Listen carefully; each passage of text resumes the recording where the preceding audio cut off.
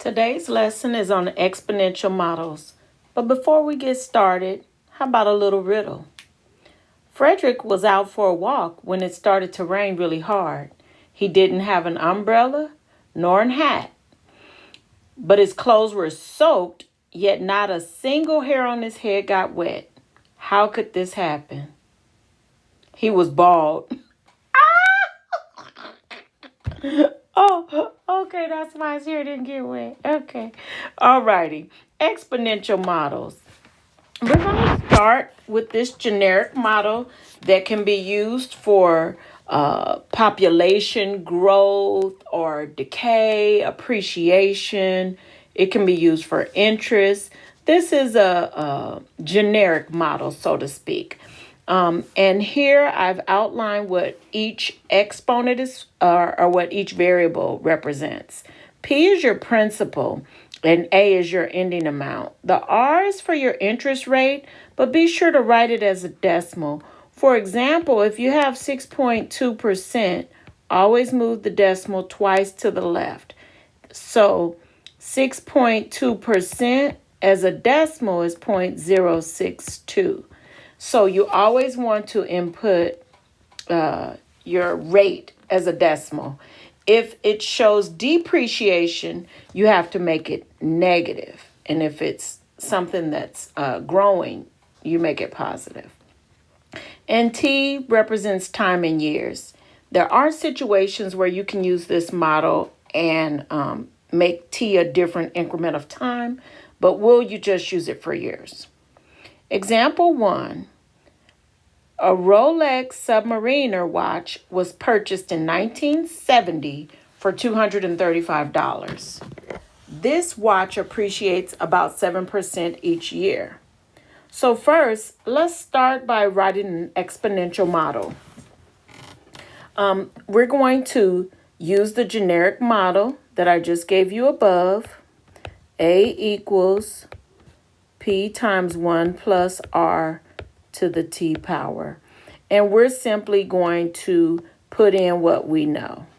So first of all, we know the principal was 235 and 1 plus the rate.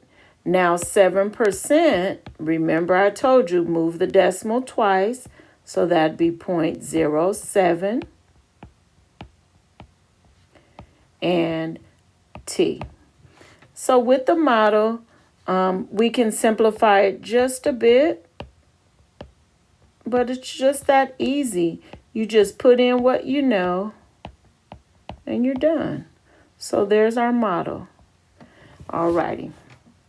Now, let's predict the value of that watch in the year 2021.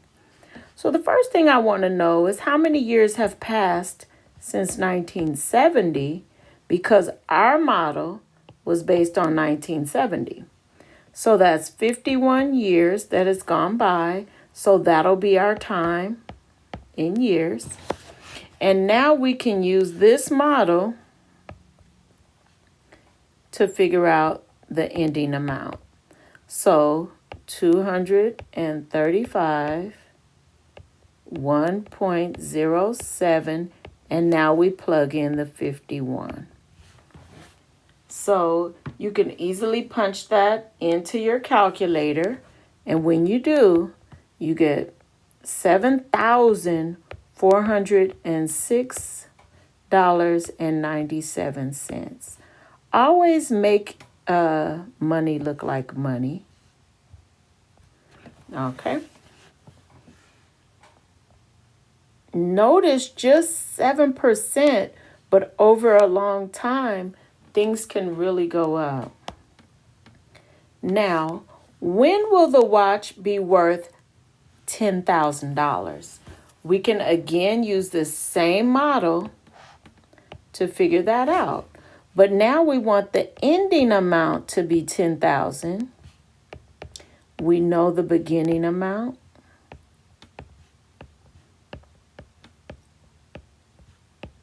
And now the only thing is time.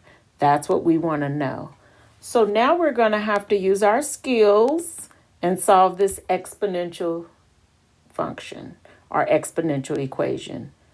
First, we want to get the base and exponent by itself. So we have to get rid of the $235. So now we have 1.07 to the t power. And over here, I'll just leave that fraction for now.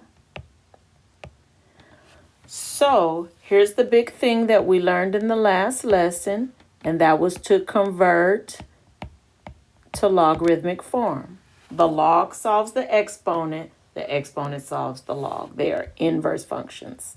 So exponent equals log of the same base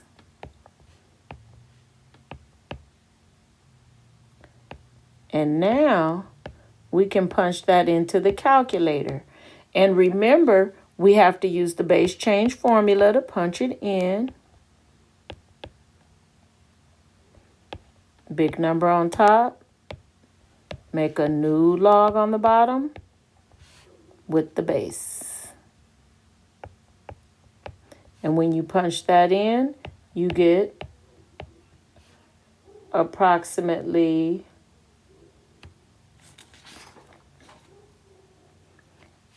55 years. But what does that mean?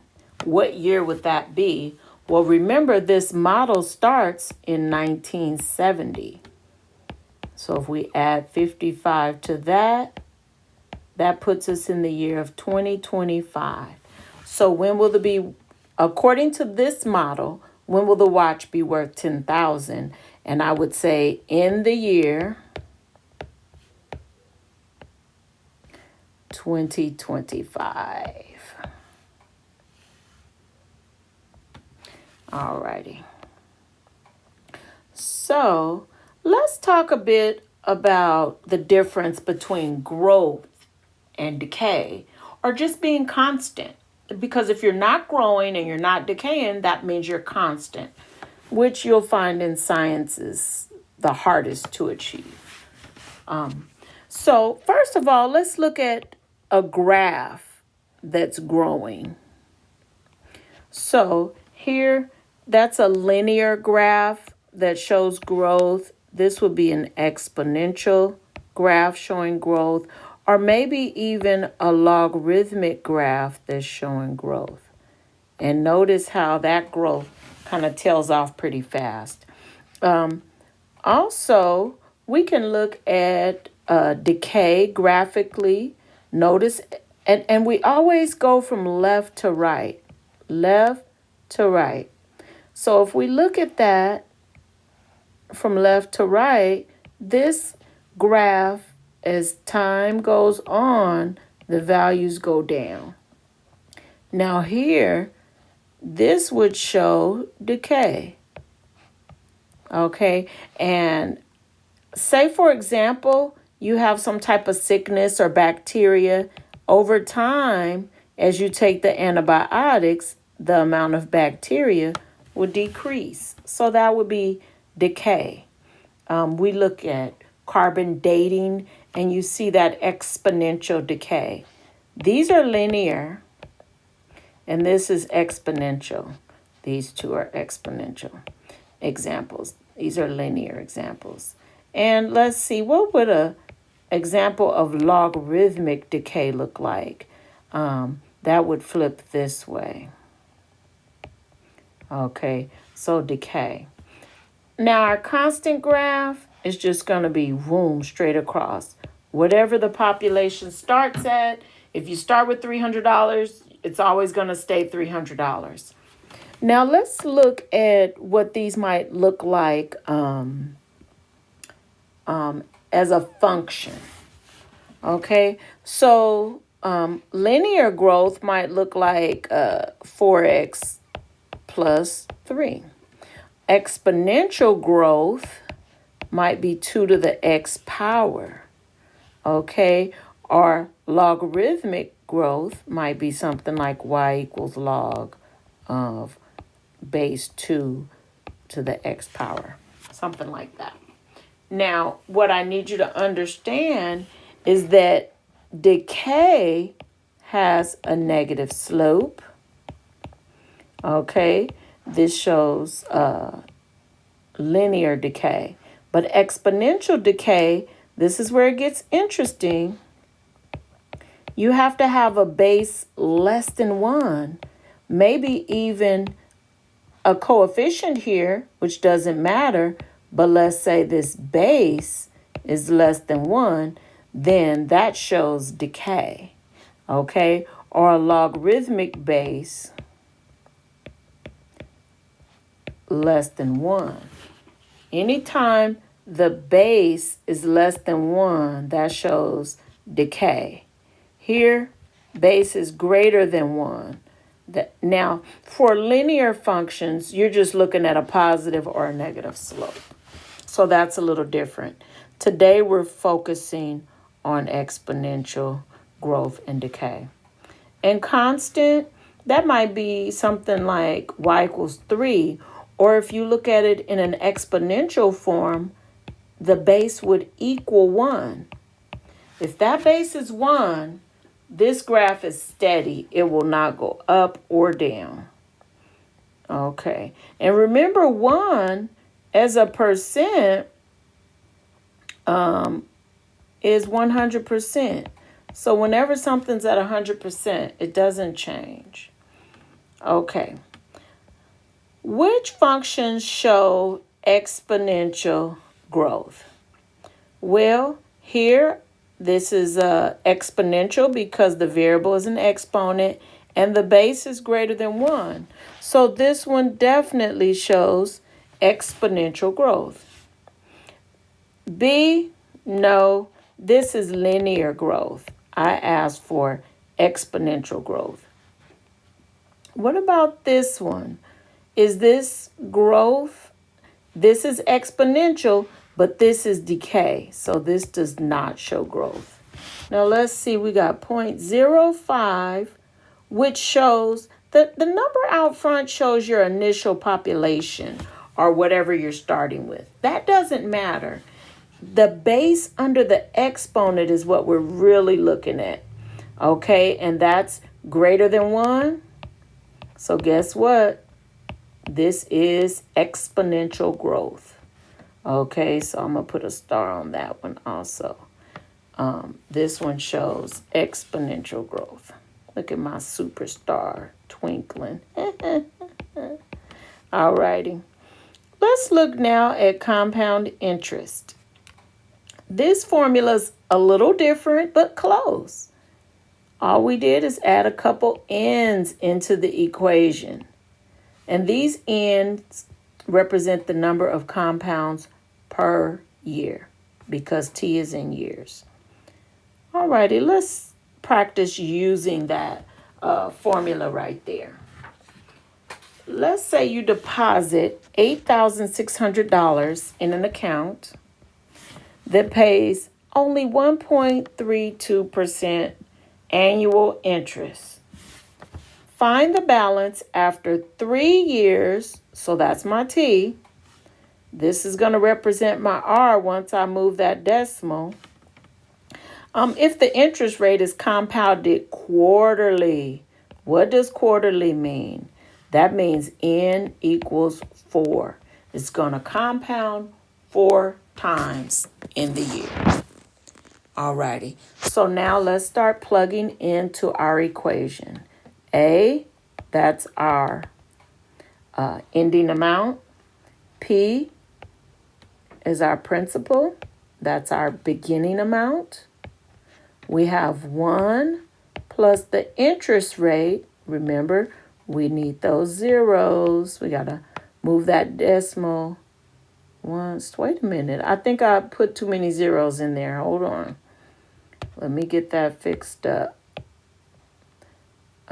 Yeah, I definitely wrote too many zeros. Excuse me.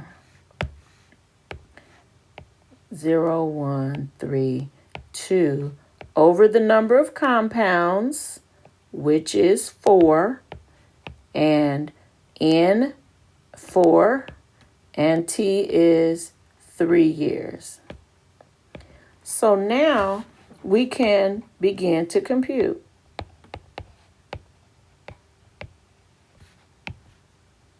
Or I should say we can start our computations. So when you add this part up, you get 1.0033, and 4 times 3 is 12. And that comes out to $8,946.81. Money is always rounded to the nearest penny. Okay, so if you deposit $8,600 at this very low interest rate for 3 years, the $8,600 is going to grow to this $8,900. That's how much money you'll have after 3 years.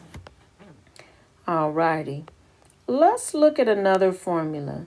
This is continuously compound interest, and you'll notice that it uses Euler's number.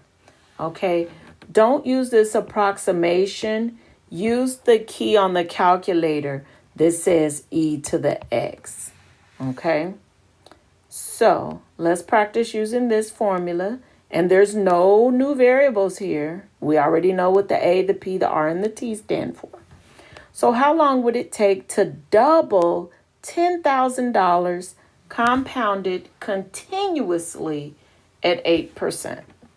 So we're starting with 10,000, ending with 20,000 because we're going to double it. And in the formula, we just write the E, the interest rate. Remember, decimal always starts here. Move it twice. So we end up with 0.08. And time is T. How long? So notice the only thing we do not know is T. So now let's talk about how you would solve this equation. So we're going to first start off by dividing both sides by 10,000.